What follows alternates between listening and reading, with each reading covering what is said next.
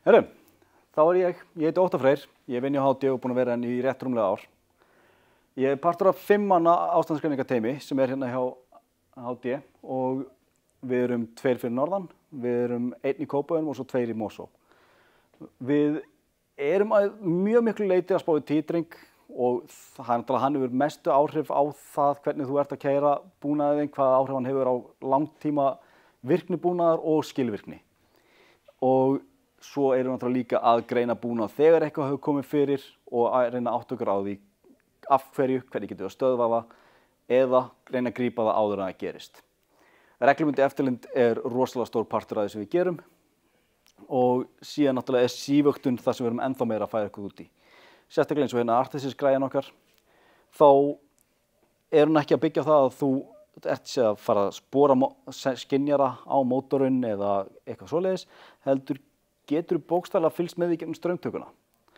Þá setur hérna á fasana 3 sem koma inn á mótorinn og það sem gerist að þegar þú ert með mótor sem í ójafnvægi eða það eitthvað högg, það ónýtanlegur, rótorinn inn í statornum á mótornum, hann getur alltaf bjagast aðeins til. Hann aðeins að fara að deflekta inn í.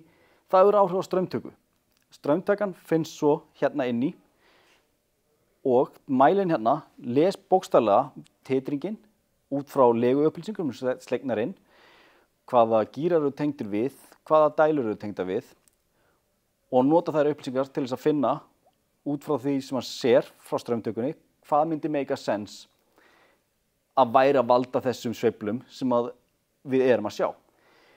En það ekki bara það. Hérna til dæmis tókum við í sýnidæmi sem kannski sést illa á mynd, en þá erum við mótor sem var settur viljandi illa upp. Við settum hann í gang og hérna fáið bara greiningu á mótornum í keyrslu. Hversu mikið face out of balance og unbalance á mótornum sjálfum og bara við tökum unbalance hérna sem við tekið unbalance og misalignment og þá gerum við ráð fyrir tapi á keyrslu mótorsins eins og hérna eru 260 kWh á ári sem tapast bara í unbalance og misalignment.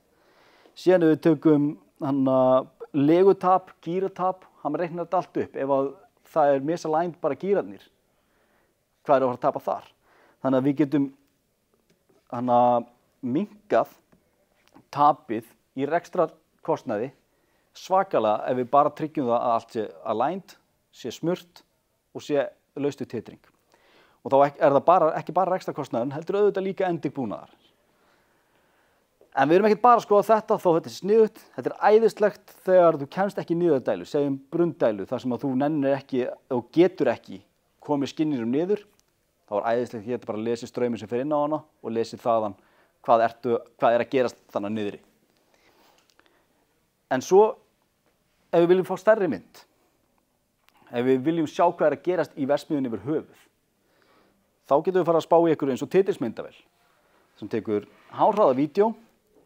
Við getum svo greint, grafið eftir það og einangrað þær tíðnir sem eru að hreyfast mest inn á skjánum. Við einangrum þær í vídeónu, sýnum bara þá ramma sem eru mest hreyfðir og ýkjum það svo. Og þessar ýkjur notum við til þess að sjá hvað að gerast, hvert þessi búin að hreyfast á hvaða tíðni og ef við vitum ganghraða, þá getum við út frá tíðninni fundið út hvað í ferlinu að valda þessu. Erum við með 19 blöð á dælu og ef þetta á 19-földum ganghraða dælu, þá auðvitað vitum við það, þetta blöðin. Og þá myndi það passa við tíðnina sem við erum að sjá á vídeónu. Og ég ætla að láta ykkur að sjá hérna myndband, hvernig myndböndin eru eftir á og þið sjáu þá, þeir eru strákanir að vinna við þetta og eru að greina gögnin. Þannig dæla sem að sjáu hana, hún hérna í 11 Hz og við getum ýkt hann upp þessi 11 Hz víbring og sjáum hvar hún að færast og af hverju. Við sjáum oft á undirstöðum að undirstöðurnar sjálfar eru að flexa, þær eru að ganga til. Þú veist, hérna á þessari hér, þá sjáum við undirstöðurnar vera að flexa. Það þurfti bara að steypa botnin undir henni. Og auðvitað getum við sagt okkur það, hellingstap á orku sem fer bara þegar að skjálfa og ganga til og síðan náttúrulega auðvitað minni endingabúnaði þegar legurnar eru sífellt að reyna að containa þennan víbring og að berjast á móti honum. Og þannig sjáum við síðan grafið og hvernig víbringun og við getum séð það í báðar áttir, upp, niður, hægri, vinstri og hann sýnir okkur það í hvaða átt þetta og hversu mikið og við meira segja getum sagt sko hversu mikið deflection erum við með í raun þó við séum að magna þetta. Einnig ofan á það erum við með aðrar greiningar á búnaði sem eru ekki svona live heldur erum við að fylgjast með sprungumyndanir. Við getum gert með litarefnum, við getum gert með ultraviolet litarefnum, við getum gert það með segulmögnun. Þá setjum við segulsvið í gegnum partinn. Ef það er sprunga, hvort hún sé á yfirborðinu eða rétt fyrir neðan yfirborðið, þá myndast ákveðin segulkóróna yfir sprungunni. Við spreyjum olíu yfir sem með suspension af járnkornum. Segulsvið í kórónunni, það grípur þessi járnkorn, dregur það að sér. Við setjum ultraviolet ljós yfir og þá skín þessi sprunga út af því að kórónan af segulsviði hefur dregið þetta í sér og þá hangir ljósið bara yfir. Við sjáum sprunguna bara hún skín fyrir okkur. Það er rosalega þægilegt. Einnig erum við hljóðbylgjur. Þá getum við bókstaflega tekið bara hljóðbylgju. Segjum að hér séu yfirborð. Ég skýt hljóðbylgju inn og hún skoppar. Ég veit prófílinn af partinu sem ég er að skoða og ég veit að hér ætti ekki að vera neitt. Hann sýnir okkur svo graf. Ef eitthvað poppar upp fyrr en ég býst við að önnur brún ætti að vera, þá erum við að sjá sprungu og þá getum við leita betur og fulltryggt okkur en við getum fundið þá í gegnum marga metra af stáli get ég fundið sprungu. Og það er bara ef við vitum hvað við erum að leita.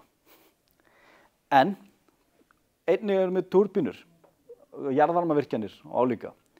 Reglubundið eftirlit, viljum við að blöðin sé að springa. Þá förum við reglulega inn, þegar eru reglulega viðhaldsstopp. Við förum inn, við litaprófum, við getum séð allt sem er að gerast. Og auðvitað viljum við grípa það þá áður en eitthvað fer í köku inn í einhverju risastóri túrbínu sem snýst á mörg þúsund snúningum, mikið afl, mikill kraftur í gangi. Þú stoppar það ekkert með að brjóta eitthvað. Svo erum við með þykktarmælingar og við erum með þessar titringsmælingar, við erum með þessa sívöktun á búnaði og allt snýst þetta að verja búnaðinn hjá viðskiptavinunum og passa að þetta geta enst og ekki bara það enst heldur að líka að þeir séu ekki að tapa svakalegri orku í eitthvað sem þarf ekki að vera. Takk fyrir. Bara klapp og læti, sko. Herru, þetta er gott. Þá má sprungan vera langt undir yfirborðinu til að gera með þessu. Við þorum ekki að votta neitt meira en svona millimetr. En sem sagt, þá er það þannig að ef hún er undir yfirborðinu, þá nær litarefni ekki að setjast í hana og þá vanalega sjáum við að þannig að litarefni sprungan alveg skín. Leið og tökum segulsviðið af, þá fellur litarefni niður. Og þá akkurat vitum við það að hún er þarna en hún er undir yfirborðinu en við með segulsviðinu sjáum við ekki voðalega djúpt. Hins vegar þá vorum við nokkuð nýlega að smíða mjög stóran segul sem við setjum þá utan rótorinn á allan diskinn á rótor og þá í staðinn fyrir ég sem er kló og mæli hér og hér og reyna að taka innri og ytri horn og reyna að tróða klónni einhvers staðar inn þá bara er rótorinn í stand ég set kló utanum og ég þá myndaði segulsvið á svona stóru svæði sem ég get þá bara verið að spreyja og lýsa þá er ég búinn að taka hendurnar af segulsviðsklónni. Það er ekki blöðin sjálf, þetta er blaðrótin eða Það er blöðin sjálf. Það er erfiðar oftast að koma að slottinu og ég myndi alltaf mæla með hljóðbylgjumælingum til þess að finna það sem er í tíslottinu út af því að það er oft erfitt aðgengi bara út af lamellum og álíka að litarefni, þau myndu sökka bara í lamellunar, gefa okkur rosalega mikið af false positives. Segulsvið, það er bara erfitt að komast að og þær eru voðalega oft frá neðri part rótarinnar af mountinu fyrir blaðið og þá betra fyrir okkur að basically nota endurkastið á hljóðbylgjum til þess að finna hvort eitthvað sé að endurkastast fyrr en við búumst við og geta þá kannski lýst frá góðu horni í staðinn fyrir að reyna að vera alveg að grípa þetta það sem þetta er. Þær eru oft mjög djúpt þessar sprungur á rótorunum. Þannig að það er betra að taka hljóðbylgjuna og kannski fara í gegnum alla rótorun til að finna hana. Hvernig með var ekki laser eða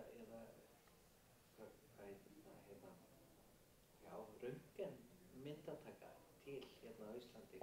Það er röntgen en það er meira bara fyrir suður og svoleiðis.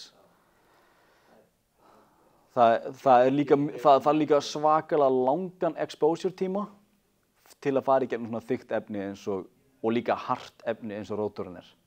En eru þið með svoleiðis græjur?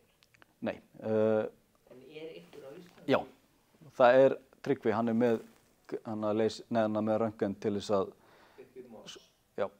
Hann er ekki hjá okkur, hann er verktaki fyrir okkur. Og við höfum oft fengið hann til að koma til okkar. Ég hef unnið aðeins með honum.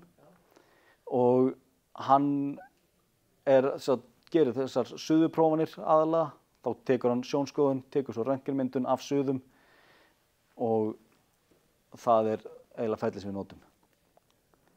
Fyrir svona stór og mikil efni þá bara einfaldlega er það svo rosalega erfitt að fá marktækar upplýsingar úr svona stórum og þykkum part. Það var til upp í Iðntæknistofnun á sínum tíma þessar græjur. Hver er með þær í dag? Ég bara hef ekki hugmynd. En okkur var boðið nýlega að það var verkefni að reyna að fá inn röntgentæki sem getur þá 3D-mappað. Þú getur sett bara part inn, þú færð mál og hann er að finna sprungur sem að telja upp á míkrón. En það er líka, þá er að tala um 100 milljónir. En það er tæki sem virkar. Það er mjög flott og þú getur bókstaflega tekið partana í sundur eftir á út frá 3D-skanninu. En það kostar. Já. Og hann aðskilur plast og hann flokkar alveg niður í efni líka út og þau hafa öll náttúrulega mismunandi sýnileika í röntgeni. Þannig að þú getur í raun skipt með segjum að þú takir fjarstýringu hérna, tekur þessi fjarstýringu og þú getur skipt henni í íhluti eftir það skann.